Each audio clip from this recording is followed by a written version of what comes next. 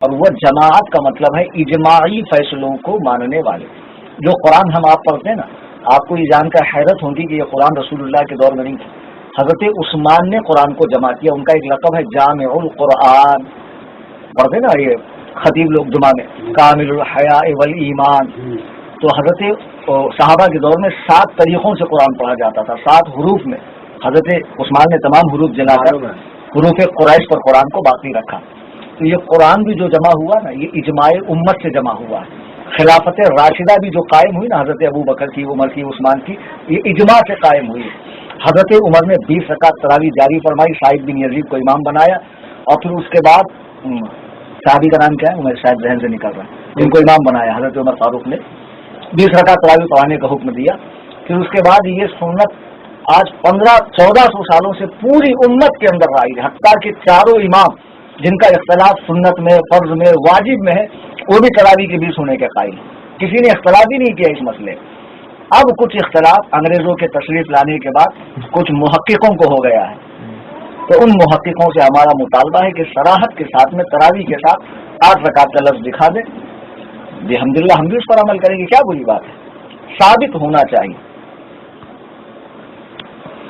ٹھیک ہے. آپ کا نام قمر الدین ہے، اور بھی کچھ نک نیم ہے آپ کا؟ نہیں. اچھا ٹھیک ہے. ہے نا اس میں جیسے تم نے بولے نا تراویح 20 رکعت کے ساتھ میں دکھا دو، اس میں تم مسافے کا ورڈ دکھا دو خالی. میں مسافے کا بھی ورڈ دکھاؤں گا، اور آپ کو ایک ہاتھ کا ورڈ دکھانا. ہاں آپ کو ایک ہاتھ کا ورڈ دکھانا. اس میں تم مسافے کا ورڈ دکھا دو جو مسافہ کرتے ہو، اس کی وہ حدیث ہے. ہاں بالکل دکھائیں گے. ریکارڈ کرو، ریکارڈ تم کو گھر پہ بول کے. ویسے تو میں نے مسافہ ہی نہیں کرنا تھا، آپ سے پہلے یہ بھی بتا دوں. بتا دے تو میں بھی نہیں ہاتھ بڑھاتا بھائی. پہلے معلوم ہوتا نا تو میں بھی نہیں ہاتھ بڑھاتا نا. نہیں آپ نے ہاتھ بڑھایا نہیں، تو میں نے خالی پوچھا آپ سے. آپ تو سلام کر کے نکل رہے تھے. ہم تو ہاتھ بڑھا بھی دیے تھے. کتاب چینج کر دی. عورتیں آئی ہوئی تھی.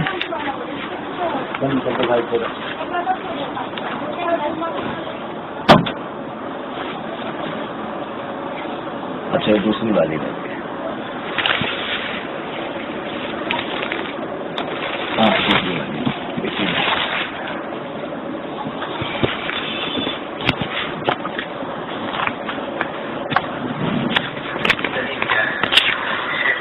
پانچ منٹ لگے گا سن لو. آ جائے گی. ابو شاید ضمیر ہے نا. ہاں دونوں آ جائے گا.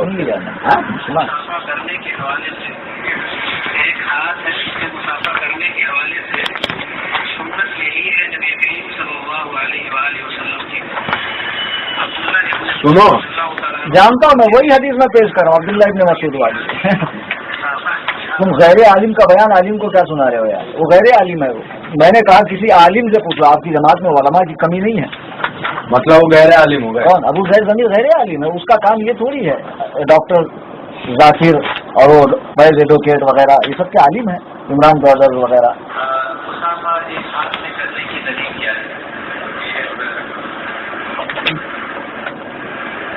جو سوال ابھی کیا گیا ہے مسافہ کرنے کے حوالے سے ایک ہاتھ تم لوگ کرنے. اگر میں کیا سنوں، میں حدیث سنے گا تو ان کا وہی پڑھ کے بتائیں گے بعد میں، اس لیے پہلے سنا دے رہا ہوں.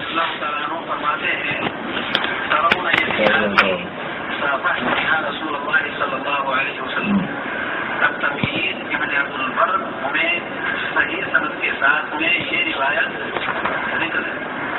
اس روایت کا مفہوم یہ ہے کہ میری کتاب الاستئذان ہے، اس میں کتاب الدعوت کتاب الاستئذان میں ہے تو سلام کے تعلق سے. اب دیکھیے باب المصافحہ 229. لوگوں کا کہنا یہ ہے کہ دونوں ہاتھوں سے مسافہ کرنا چاہیے. آپ یقین مانیں کہ آج کی تاریخ تک مسافہ کے حوالے سے لوگوں کے پاس ایک بھی 929 ہے نا.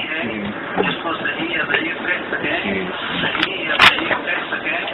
اور وہ دونوں اچھا اس کو بند کرو، آپ اپنے منہ سے بولو، میں نے یہاں کھول لیا. سلام کرتے وقت اس کو سن لو نا، اس میں دونوں سائڈ کا ہے، پھر بعد میں پڑھو نا. مجھے اس کو سننے کی آپ کو نہیں ضرورت ہے، میرے ڈیڈی کو ضرورت ہے.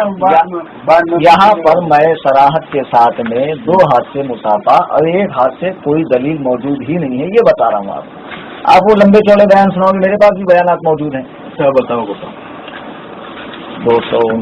929. انہوں نے ایک دلیل دی. ابو زید ضمیر تھے نا؟ نہیں یہ شیخ عبید الرحمان مدنی.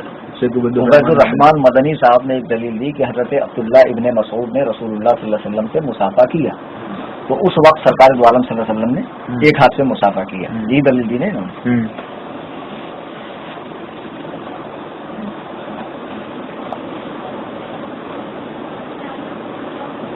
929 ہی تھا نا.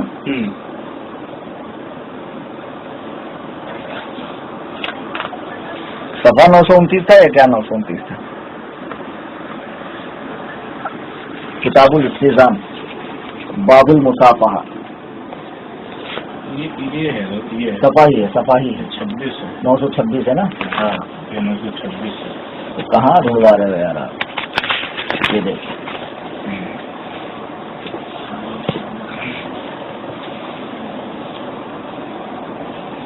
ہاں وہ حدیث مل گئی. اصل میں امام بخاری رحمۃ اللہ تعالی علیہ نے صحیح بخاری شریف میں 2 باب باندھے ہیں.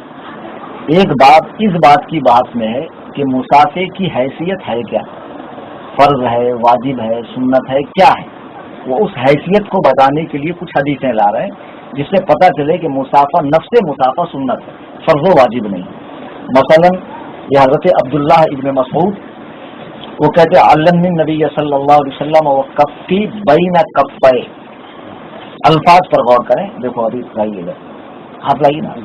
وہ کہتے ہیں کہ رسول اللہ صلی اللہ علیہ وسلم نے مجھے تشہد اس حالت میں سکھایا کہ میرا ایک ہاتھ رسول اللہ کے دونوں ہاتھ میں تھا. وہ بین کفے کا لفظ ہے. ہاں آگے پڑھو نا. تشہد کما یعلم سورۃ من القرآن التحیات. یہ تشہد سکھاتے وقت کے ٹائم پہ انہوں نے دونوں ہاتھ کو ایک ہاتھ کے بیچ میں لیے ان کے. اچھا اس کو امام بخاری نے نقل کہاں کیا؟ امام بخاری نے اس کو نقل کہاں کیا؟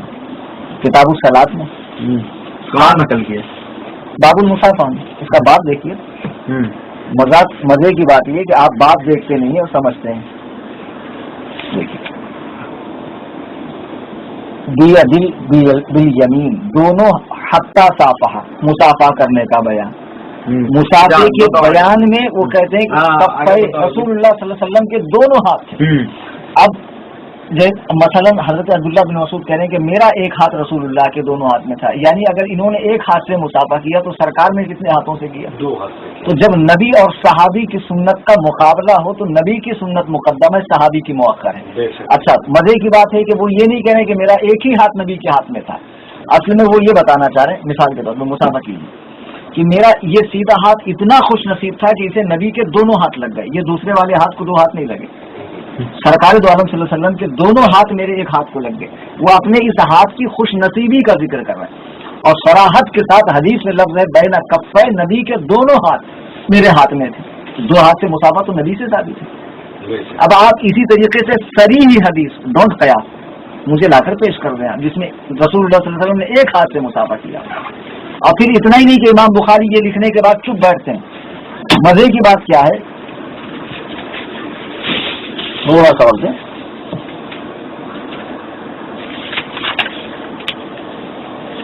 تو یہ کیا بول رہا ہے؟ یہ بھی تو ایک حدیث بتا رہا ہے نا، اس کو تو سن لو. میں تو پڑھا لکھا ہوں نہیں تمہاری طرف کتاب کھول کے میں جو سنا رہا ہوں وہ تو دیکھ لو نا.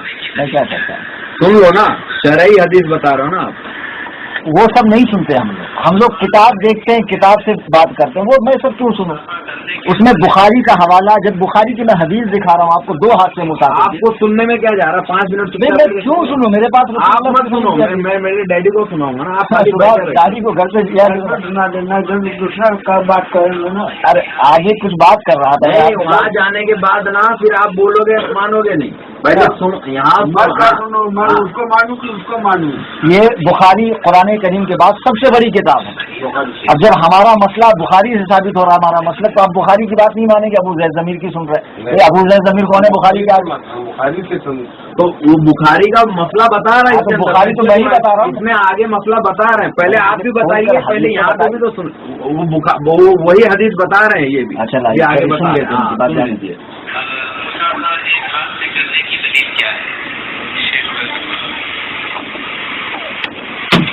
سن لیتے ہیں ان کی بات. سوال ابھی کیا گیا ہے مسافہ کرنے کے حوالے سے، ایک ہاتھ سے مسافہ کرنے کے حوالے سے سنت یہی ہے نبی کریم صلی اللہ علیہ وآلہ وسلم کی. عبداللہ ابن بصر رضی اللہ تعالیٰ عنہ فرماتے ہیں ترون یدی ہذہ صافحت بها رسول اللہ صلی اللہ علیہ وسلم. التمہید ابن عبد البر میں صحیح سند کے ساتھ میں یہ روایت ذکر ہے. اس روایت انہوں نے کون سی کتاب کا حوالہ دیا معلوم؟ ابھی بخاری کا بھی بتائیں گے، نہیں پہلے میں یاد دیں گے. وہ صحیح حدیث کا حوالہ دے رہے ہیں. انہوں نے نہیں صحیح ہے کس کتاب کو کہتے ہیں؟ صحیح ہے بخاری اور مسلم کو کہتے ہیں. ہمارا مطلب بخاری سے ثابت ہو رہا اور آپ ابن عبد البر کی کتاب کا حوالہ دے رہے ہیں.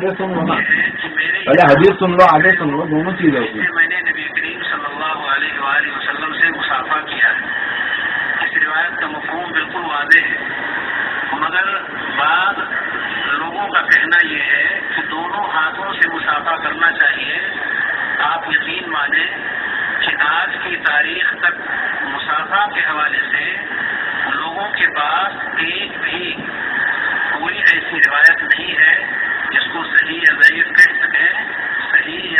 کہہ سکیں اور وہ دونوں ہاتھوں کے مسافے پر دلالت کرتی ہو. سلام کرتے وقت دونوں ہاتھوں یعنی سامنے والے کے دونوں ہاتھ جو سلام کر رہا ہے اور جس سے سلام کیا جا رہا ہے اس کے دونوں ہاتھ، چار ہاتھ سے مسافہ کرنے کے حوالے سے کوئی ایسی روایت لوگوں کو اب تک مل نہیں سکی جو اس موضوع پر دلالت کرتی ہو، جس سے یہ ثابت ہوتا ہو کہ چار ہاتھ سے مسافہ کرنا چاہیے. ایک ہاتھ کے حوالے سے متعدد احادیث ہیں. ایک حدیث کی طرف میں نے اشارہ دیا ہے جو قابل اعتماد ہے اور ہمارے لیے یہ کافی ہے کہ نبی کریم صلی اللہ علیہ وسلم سے جو چیز ثابت ہو جائے اسی پر عمل کیا جائے، اس سے ہٹا نہ جائے. البتہ ایک حدیث لوگ ذکر کرتے ہیں اور اسے بخاری کی روایت ہے عبداللہ بن مسعود رضی اللہ تعالیٰ عنہ کی. انہوں نے نبی کریم صلی اللہ علیہ وآلہ وسلم سے درود کا طریقہ پوچھا کہ ہم آپ پر درود کیسے بھیجیں، تو نبی کریم صلی اللہ علیہ وآلہ وسلم نے ان کا ایک ہاتھ اپنے دونوں ہاتھوں کے بیچ میں کر لیا. اس سے کچھ لوگوں نے استدلال کیا کہ مسافہ دو ہاتھ سے کرنا چاہیے، جیسا کہ نبی کریم صلی اللہ علیہ وسلم نے اس حدیث کے اندر جو کہ صحیح بخاری کی روایت ہے، اس حدیث سے یہ معلوم ہوتا ہے کہ آپ نے دونوں ہاتھوں سے مسافہ کیا. مگر یاد رہنا چاہیے کہ نبی کریم صلی اللہ علیہ وآلہ وسلم نے دو ہاتھ ملایا اور عبداللہ بن مسعود رضی اللہ تعالیٰ عنہ کا ایک ہی ہاتھ تھا، یعنی چار ہاتھ کے بجائے یہ تین ہاتھ والا سلام ہے جس پر آج کسی کا عمل نہیں ہے. استدلال اس حدیث سے، مگر اس حدیث پر عمل نہیں ہے. چار ہاتھ ملانے پر عمل چل رہا ہے، اس حدیث پر عمل نہیں ہوا، یعنی دو طرف، ایک طرف سے دو اور ایک طرف سے ایک.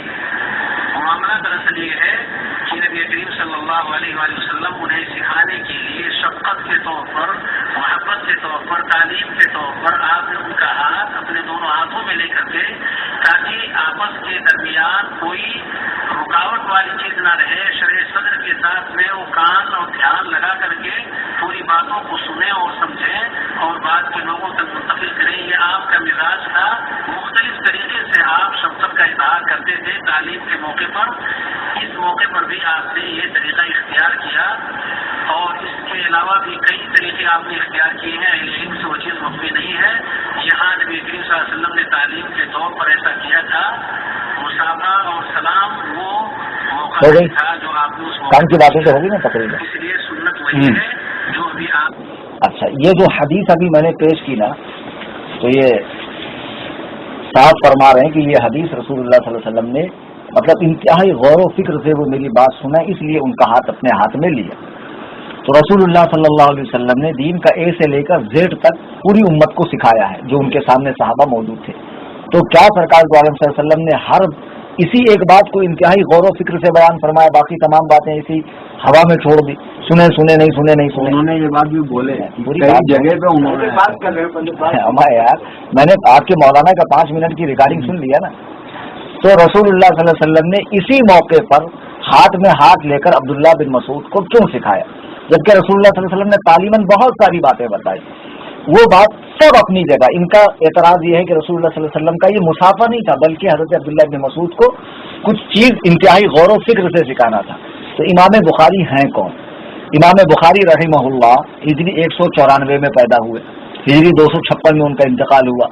16 سال میں انہوں نے یہ کتاب لکھی، الجامع الصحیح نام ہے اس کا، بخاری شریف نام نہیں ہے، اس کو ہم لوگ بخاری شریف بولتے ہیں. مکہ اور مدینہ میں انہوں نے لکھا ہے. ہر حدیث کو وضو کے بعد عطر لگا کے 2 رکعت نفل نماز پڑھ کے انہوں نے لکھا ہے. رسول اللہ صلی اللہ علیہ وسلم ایک صاحب کے خواب میں آئے، کہا تو میری کتاب کیوں نہیں پڑھتا؟ انہوں نے کہا آپ کی کتاب کون سی؟ آپ نے فرمایا بخاری شریف. یہ رسول اللہ صلی اللہ علیہ وسلم کی کتاب ہے، اتنی اونچی کتاب ہے کہ علماء کہتے ہیں کہ قرآن کے بعد سب سے بڑی کتاب بخاری شریف ہے. امام بخاری رحمۃ اللہ علیہ اس کو کس باب میں نقل کر رہے ہیں؟ وہ باب ہے باب المصافہ. مسافے کے بیان میں امام بخاری اس کو نقل کرے اور آپ کہتے ہیں اس سے مسافہ ثابت نہیں ہو رہا. یہ زبردستی کا استدلال ہے. یہ استدلال امام بخاری کے باب قائم کرنے پر ہو رہا ہے، گھر سے دوری ہو رہا ہے. امام بخاری نے اس کو باب المصافہ میں کیوں نقل کیا، اس پر اعتراض کا جواب دیا جائے ہم کو. پھر اس کے بعد یہ حدیث ہو گئی.